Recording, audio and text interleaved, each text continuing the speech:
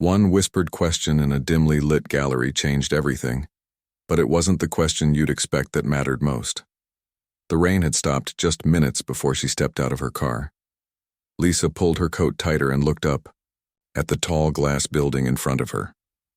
The art gallery glowed with warm yellow lights from inside. She could see people moving around, holding wine glasses and talking in small groups. She took a deep breath. This was her first time going somewhere alone since the divorce papers were signed 3 months ago. Her friend Rebecca had been pushing her to get out more, to meet new people, to start living again. Tonight felt like a test. The gallery doors opened with a soft chime. The smell of fresh flowers and expensive perfume filled the air. Soft jazz music played in the background while people moved slowly from painting to painting. Lisa felt out of place at first, like everyone could tell she didn't belong here. She grabbed a glass of white wine from a server and started walking around. The paintings were beautiful but strange. Some showed couples dancing, others showed lone figures sitting by windows. There was something sad but hopeful about all of them. "First time here?" a voice said behind her. Lisa turned around to see a tall man with kind eyes and messy brown hair. He wore a simple black shirt and jeans, different from all the fancy suits around them. Something about his smile made her relax a little. "Is it that obvious?" she asked, laughing softly. "Not obvious. Just, you're looking at the paintings like you're really seeing them. Most people here are just trying to be seen." He stepped closer to the painting she'd been studying. "This one's my favorite." The painting showed a woman sitting alone at a cafe, but she looked peaceful, not lonely. The colors were warm reds and golds like a sunset. "What do you see in it?" Lisa asked. He was quiet for a moment, really thinking about her question. "I see someone who's learning to enjoy her own company, like she's discovered something new about herself." Lisa felt something stir in her chest. Those words hit closer to home than he could know. "I'm David, by the way." "Lisa," she shook his hand, noticing how warm it was. They moved to the next painting together. This one showed 2 people walking on a beach, but you couldn't see their faces, just their shadows in the sand. "The artist has a thing for mysterious people," Lisa said. David laughed. "Maybe he thinks mystery makes people more interesting. Or maybe he thinks people are more honest when they think nobody's watching." David stopped walking and looked at her with surprise. "That's actually really smart. I never thought about it that way." They spent the next hour moving through the gallery together. David knew a lot about art, but he never made Lisa feel stupid for not knowing technical terms. He asked her what she thought about each piece and listened like her opinion really mattered. Other people at the gallery kept coming up to David, shaking his hand and talking about the paintings. Lisa started to realize he wasn't just another visitor. "You work here, don't you?" she asked when they had a moment alone. Something like that. He looked a little embarrassed. "I'm actually the artist. These are all mine." Lisa felt her cheeks get hot. She'd been giving her opinions about his work all night, probably sounding foolish. "Don't look like that," David said quickly. "You've said things about these paintings that no art critic ever has. You see the feelings in them, not just the technique." The gallery was getting less crowded now. The servers had stopped walking around with wine, and people were starting to leave. Lisa realized she'd been there for almost 3 hours, but it felt like minutes. They found themselves in the back corner of the gallery, where the lighting was softer and the music was quieter. There was one last painting she hadn't seen yet. This one was different from the others. It showed 2 people very close together, their faces almost touching, but their eyes were closed, like they were afraid to look at each other. "This one feels different," Lisa said softly. "It's called Almost," David said. "It's about that moment when you want to trust someone but you're scared of getting hurt." Lisa stared at the painting, feeling like it was looking right back at her. The woman in the painting could have been her. The fear, the wanting, the holding back, it was all there. "I know that feeling," she whispered. David moved closer to her. Not too close, but close enough that she could smell his cologne. Something clean and simple. "The woman in this painting?" Lisa said, her voice barely above a whisper. She looks like she's asking a question. What kind of question?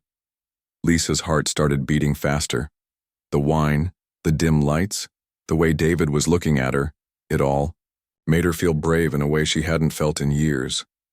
During her marriage, she'd felt invisible, like her husband looked right through her. But David had been really seeing her all night. She turned to face him, suddenly aware of how close they were standing. The gallery was almost empty now, just a few people left near the front entrance. The kind of question you're afraid to ask out loud, she said. David's eyes never left hers. Sometimes the scary questions are the most important ones. Lisa felt something shift inside her, like a door opening that had been locked for too long. This man had spent hours talking with her, listening to her thoughts, making her feel interesting and smart. When was the last time someone had done that? She took a small step closer to him. Her heart was pounding so loud she was sure he could hear it. You want to know if I'm not wearing anything underneath? She whispered. David's eyes widened slightly, but he didn't step back. He didn't look shocked or uncomfortable. Instead, he looked at her like she was the most fascinating person he'd ever met. He nodded slowly. David's response wasn't what Lisa expected. He didn't look shocked or uncomfortable. Instead, he reached out and gently took her hand. His fingers were warm and steady, and she realized hers were shaking slightly.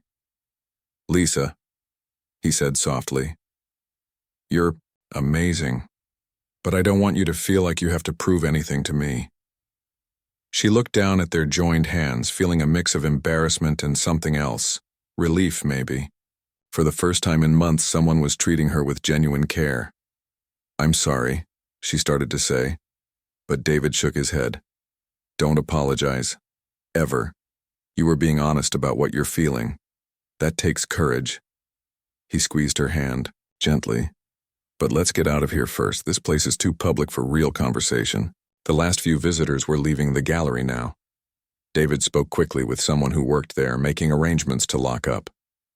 Lisa waited by the front door, wondering if she should just leave, go home, and pretend this whole evening never happened. But something kept her feet planted right where they were. My apartment is upstairs, David said when he came back. Would you like to come up? We could talk more privately. No pressure at all. If you'd rather go home, I completely understand. Lisa looked at his face. There was no pushiness there, no hidden agenda she could see. Just genuine interest in spending more time with her. Okay, she said quietly. The stairs to his apartment were narrow and painted white. David unlocked a heavy wooden door at the top, and Lisa followed him inside. His apartment was nothing like she'd expected. It was cozy and lived in, with books stacked on every surface and more paintings covering the walls. A big comfortable couch faced windows that looked out over the city. Soft lamps made everything glow warmly. Coffee? Tea? More wine? David asked, hanging up her coat. Tea would be nice. While David made tea in the small kitchen, Lisa walked around looking at his paintings. These were different from the ones downstairs, more personal somehow. There were paintings of empty rooms, of hands reaching out, of windows with curtains blowing in the breeze. These are beautiful, she called out. Those are the ones I can't sell, David said, carrying 2 steaming mugs over to the couch. 2, much of me in them, I guess. They sat down together, leaving some space between them, but not too much. The tea was chamomile and honey, warm and comforting. Can I ask you something? David said after a few minutes of comfortable silence. Sure. What made you come to the gallery tonight? You seem like someone who doesn't do things without a good reason. Lisa held her mug in both hands, feeling the warmth seep through her fingers. She'd been asking herself the same question all evening. My friend Rebecca has been telling me I need to get out more. She says I've been hiding since my divorce. Lisa took a sip of tea.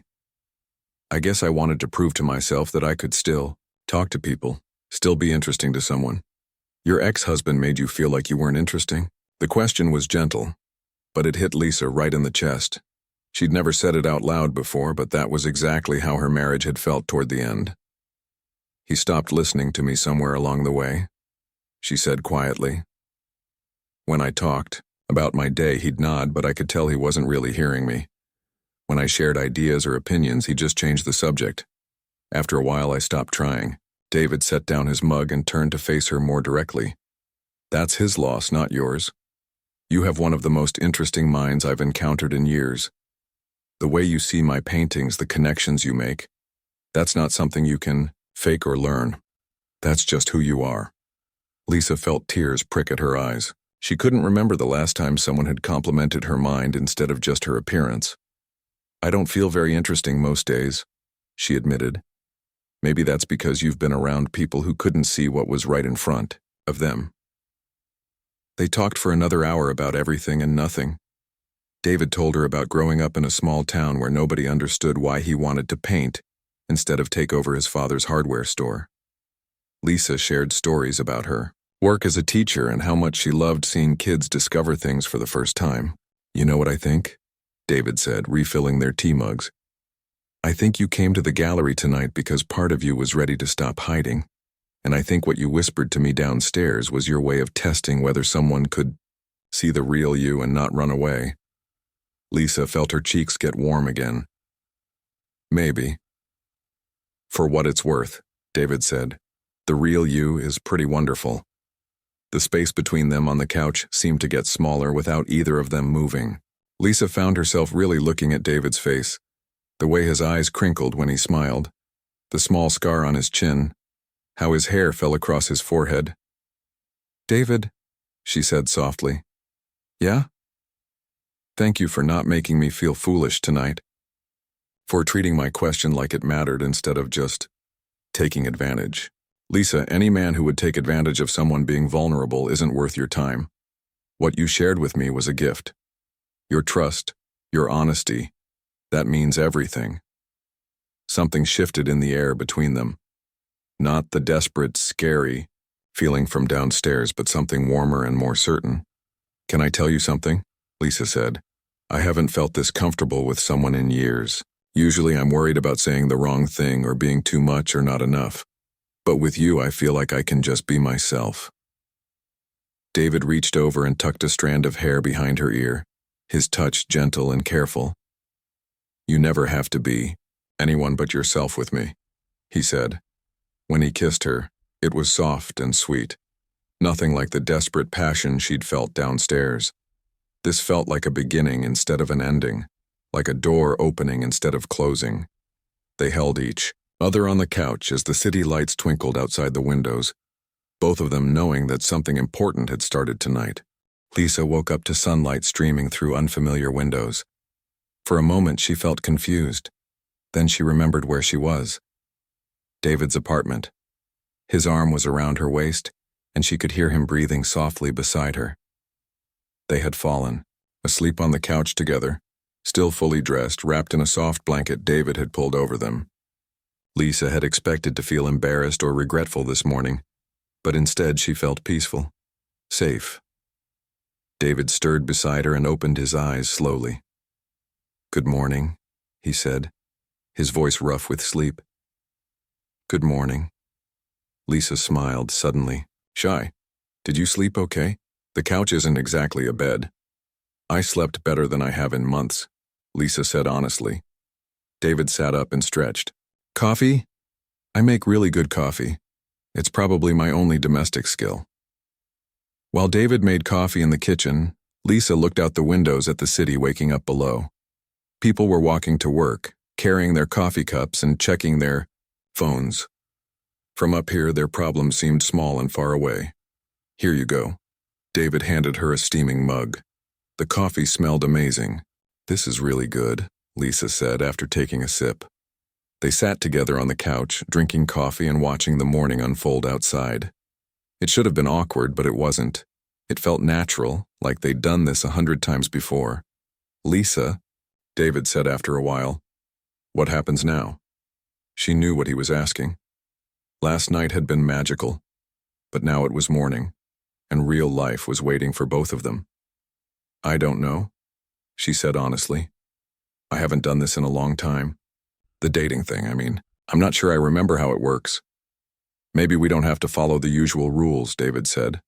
Maybe we just see what feels right. Lisa's phone buzzed on the coffee table, a text from Rebecca. How was the gallery? Did you meet anyone interesting? Lisa looked at the text, then at David, and started laughing. What's funny? David asked. My friend Rebecca. She's been trying to set me up with people for months.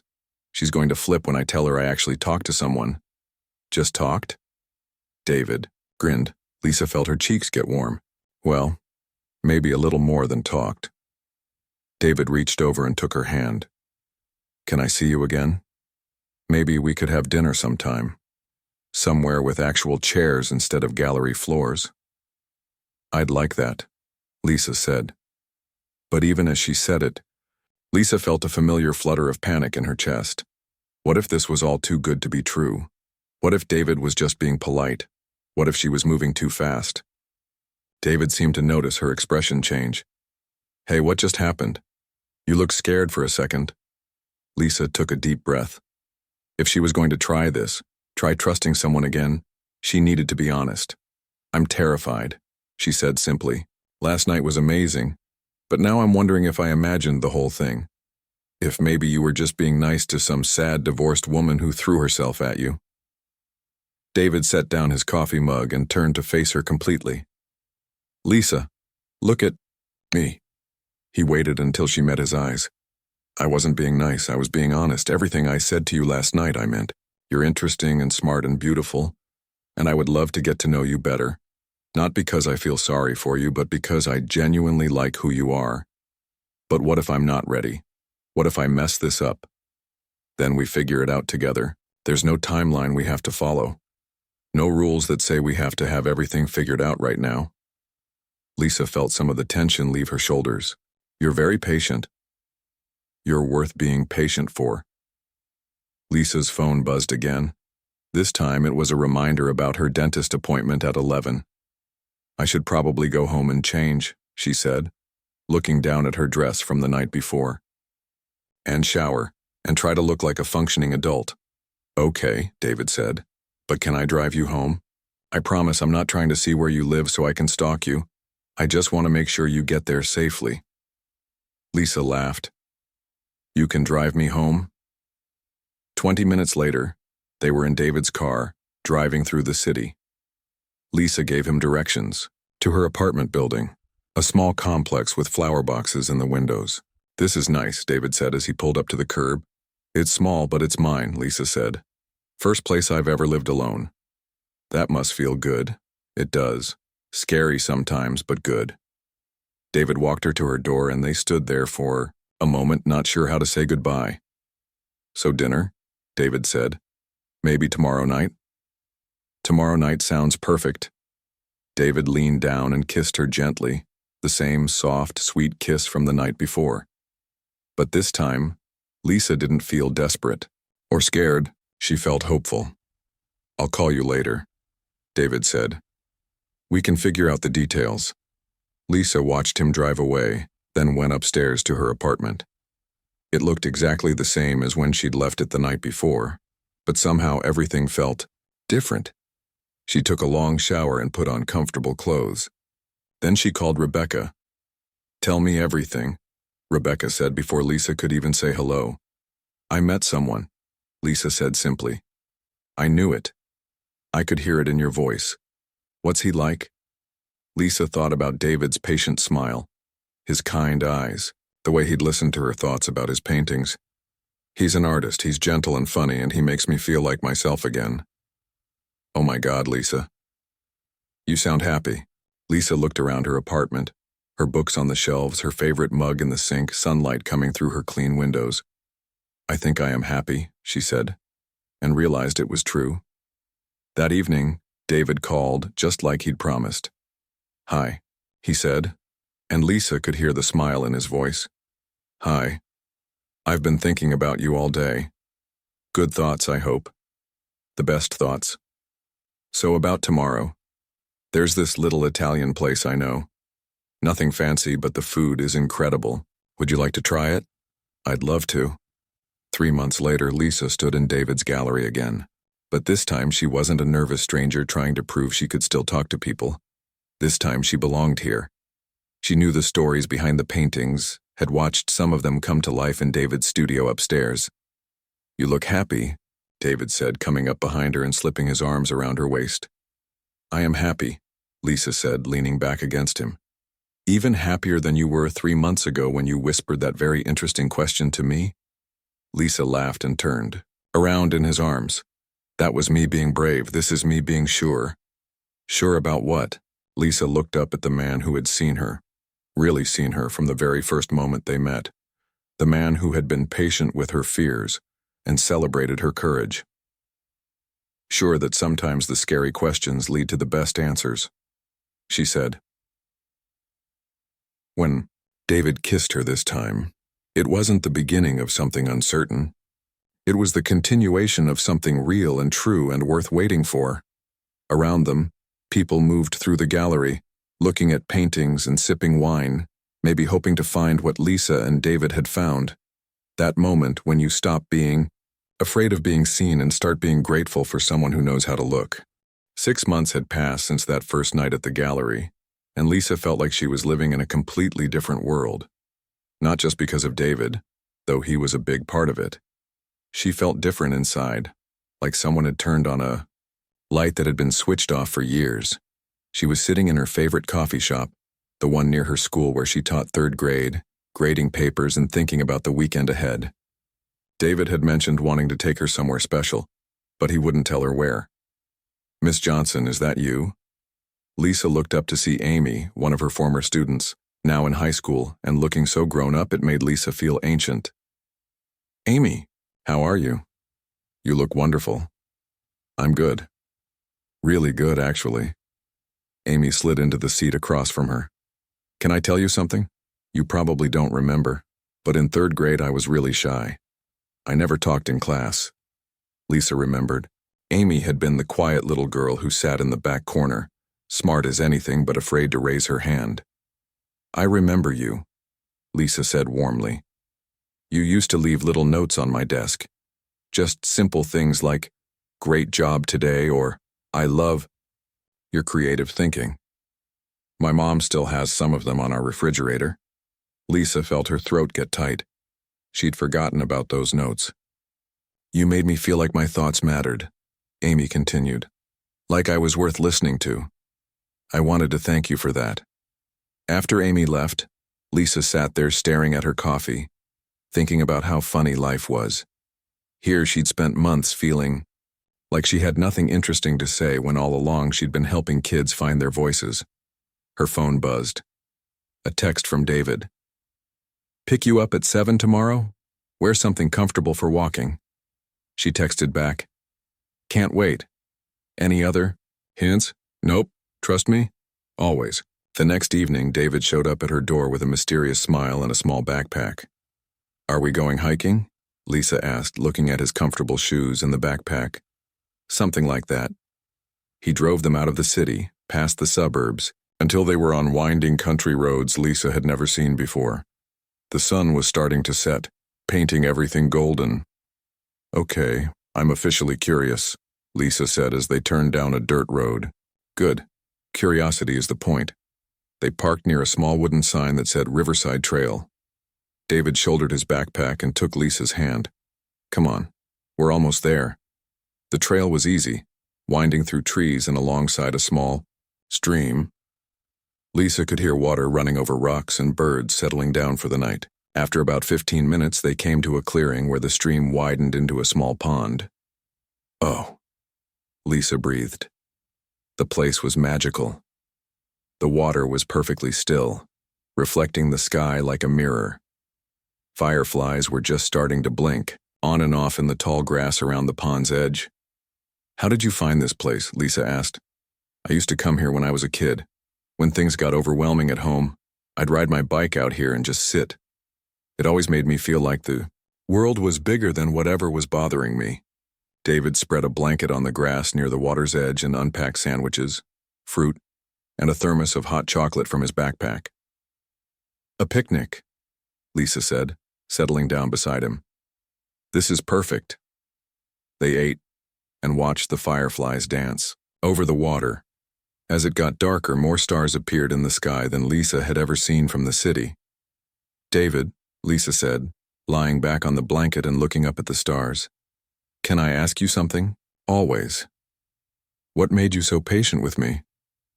That first night, when I was clearly a mess, you could have just been polite and walked away. But you didn't. Why? David was quiet for a long moment, lying down beside her and looking up at the same stars. You want the honest answer? Always. Because you reminded me of myself. Not the confident artist everyone sees now, but the scared kid who used to come out here alone. You had this look in your eyes like you were trying so hard to be brave, but you were terrified someone would see through you. Lisa turned on her side to face him. And you saw through me anyway. I saw someone who was worth getting to know, someone who was fighting to find herself again. David reached over and touched her cheek gently. I guess I recognized the fight. What were you fighting? David was quiet for so long, Lisa thought he might not answer. My dad wanted me to be practical. Take over the hardware store, settle down with a nice local girl, have kids, never leave town. For years I tried to be what he wanted. I even got engaged to someone I didn't really love just because it made everyone else happy. What happened? I realized I was disappearing, becoming someone I didn't recognize. So I broke the engagement, sold everything I owned, and moved to the city to paint. My dad didn't speak to me for 2 years. That must have been terrifying. It was. But you know what was more terrifying? The thought of waking up at 60 and realizing I'd lived someone else's life. David turned to face her. When I met you, I could see you were at that same crossroads. You could play it safe, stay hidden, keep pretending you were fine, or you could take a chance on becoming who you really are. Lisa felt tears prick at her eyes. I almost didn't come to the gallery that night. I sat in my car for 10 minutes, trying to talk myself into leaving. What made you stay? Rebecca. She'd been so worried about me. She kept saying I was disappearing into myself, becoming smaller and smaller. I realized she was right. I was disappearing. And now? Lisa looked around at the stars, the fireflies, this beautiful hidden place David had shared with her. She thought about Amy's words earlier, about the notes she'd forgotten writing, about all the small ways she'd been making a difference without even knowing it. Now I feel like I'm becoming myself again. Maybe becoming someone I never got the chance to be before. David leaned over and kissed her forehead. I love watching you discover who you are. They lay there in comfortable silence, listening to the water and watching the stars. Lisa felt completely peaceful, completely herself. David? Thank you for seeing me. Really seeing me even when I couldn't see myself. Thank you for letting me. As they packed up to leave, Lisa took one last look around the clearing. This place would always be special to her now. Not just because it was beautiful, but because it was where she realized she wasn't just healing from her old life anymore. She was building a new one. 1 year later, Lisa stood in front of her bathroom mirror, getting ready for another gallery opening. But this time was different. This wasn't just any gallery opening. It was David's biggest show yet, and several art magazines were sending photographers. She smoothed down her blue dress and took a deep breath. A year ago, she would have been nervous about meeting new people, worried about saying the wrong thing. Tonight, she felt excited. Her phone rang. Rebecca's name popped up on the screen. Are you ready for tonight? Rebecca asked without saying. Hello? I think so. David's been nervous all week, which is making me nervous. You'll both be fine. I still can't believe how much you've changed this year. In the best way possible. Lisa looked at herself in the mirror. Rebecca was right. She looked the same on the outside, but something in her eyes was different. Brighter, more confident. I feel like a completely different person sometimes. Not different, Rebecca said. Just more like yourself. At the gallery, Lisa could see that David hadn't been wrong to be nervous. There were more people here than she'd ever seen at one of his shows. Professional-looking people with cameras and notebooks, art collectors in expensive clothes, and journalists asking questions. David was across the room talking to a woman from an art magazine, but he caught Lisa's eye and smiled. That smile still made her heart skip even after all these months. You must be Lisa. She turned to find an older woman with kind eyes and silver hair. I'm Patricia Wells from Arts Today magazine. David has told me so much about you. Nice to meet you, Lisa said, shaking her hand. He credits you with helping him find his authentic voice as an artist. He says this whole collection was inspired by your conversations about vulnerability and courage. Lisa felt her cheeks get warm. She knew David had been painting differently lately. His work had become more personal, more emotional, but she didn't know she'd had anything to do with it. I think you have that backwards, Lisa said. He's the one who helped me find my voice. Patricia smiled. Maybe you helped each other. As the evening went on, Lisa found herself in conversation after conversation. People wanted to know about David's work, about his process, about the stories behind the paintings. A year ago, she would have felt out of place, like she didn't belong in this sophisticated art world. Tonight, she realized she did belong. Not because she was David's girlfriend, but because she genuinely understood and appreciated his art. Lisa, she turned to see Tom, David's friend who ran another gallery across town. I'm so glad you're here. I wanted to talk to you about something. Tom led her to a quieter corner of the gallery. I know you're a teacher, but have you ever thought about working in the art world?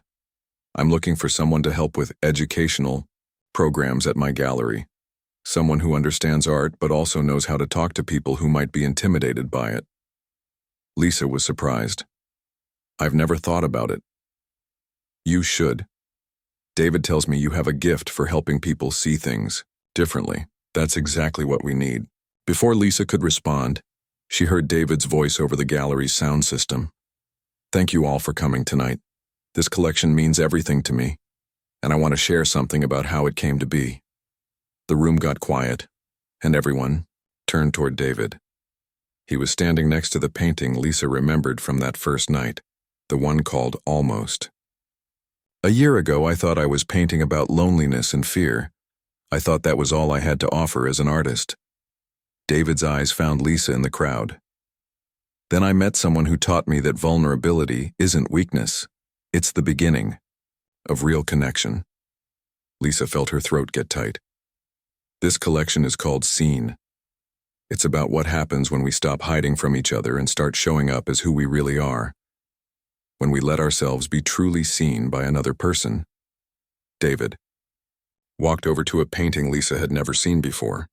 It showed two people walking together. Their faces clearly visible this time, both of them smiling.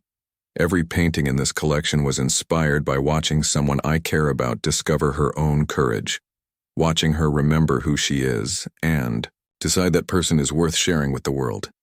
The crowd started clapping, but Lisa barely heard it. She was looking at David, this man who had seen something in her before she could see it herself. After the crowd had thinned out and most people had gone home, Lisa and David walked through the gallery together, looking at his paintings in the quiet.